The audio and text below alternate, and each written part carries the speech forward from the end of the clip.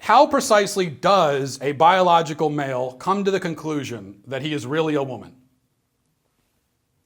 How does this process work? If he arrives at this conclusion based on the fact that he feels like a woman, how does he know what it feels like to be a woman if he's not one?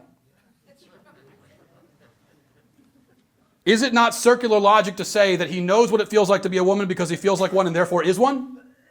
That's a circular logic. That makes no sense. What exactly is a female feeling? Maybe some of the ladies here can help me out with that.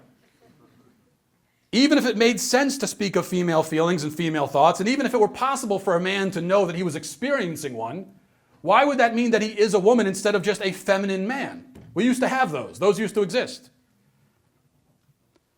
The left tells us that gender is a social construct.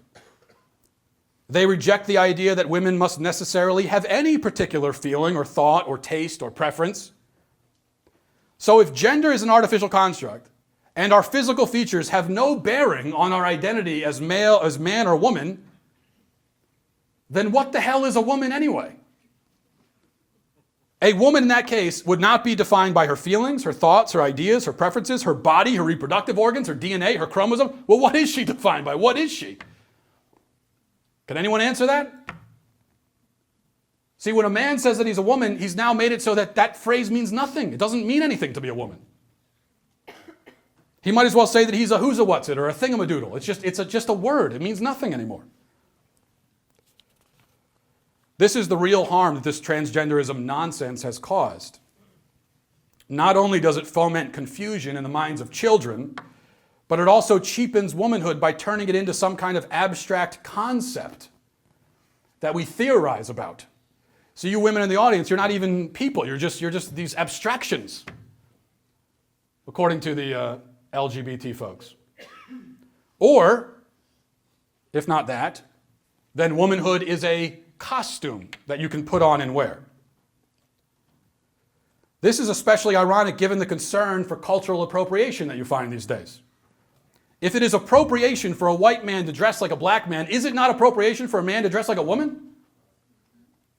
Why doesn't anyone ever talk about female appropriation? That is real appropriation. You've got women, you go to a drag show, you've got men dancing around in women's clothes, making a mockery and a parody of womanhood. It is like a female minstrel show. It is female blackface.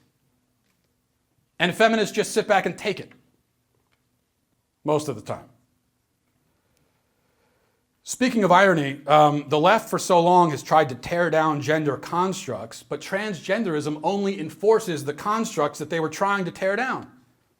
We used to say that a boy who plays with dolls is girly, right? That's what we used to say. It was back in the bad old days. The way to tear down that construct is to say that, well, it's okay for a boy to be girly. Or you could say alternatively, that it's not girly to play with dolls. But a boy with dolls used to be girly. Now he's literally a girl, we say.